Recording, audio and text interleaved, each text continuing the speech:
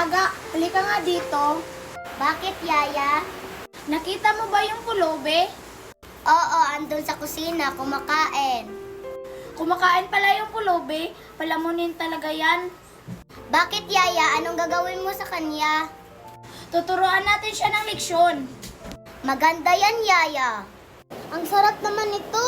Ngayon lang ako nakakain ng ganito na pagkain. Hoy, pulubi! Bakit po, Yaya?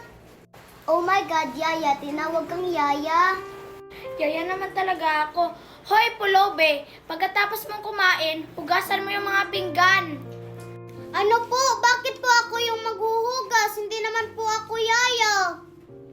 Basta, hugasan mo yung pinggan. Pag hindi mo hinugasan yung pinggan, malalagot ka talaga sa amin. Gawin mo na lang yun, Pulubi, at saka lunisan mo yung kwarto ko. Hindi ko yun gagawin, no? Anak kasi ako ni Ma'am Stella. Wala akong pake kung anak ka ni Ma'am Stella. Hugasan mo na lang yung pinggan, Pulubi. Hindi ko yun gagawin, no? Isusumbong talaga kayo kay Mami.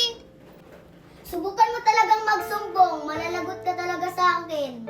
O, ano bang gagawin mo sa akin? Ganto. Anong ginawa mo sa akin?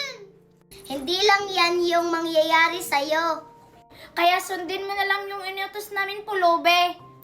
Oo nga, tara na nga, Yaya.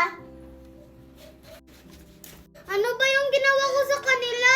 Gusto ko nang bumalikan, Nana.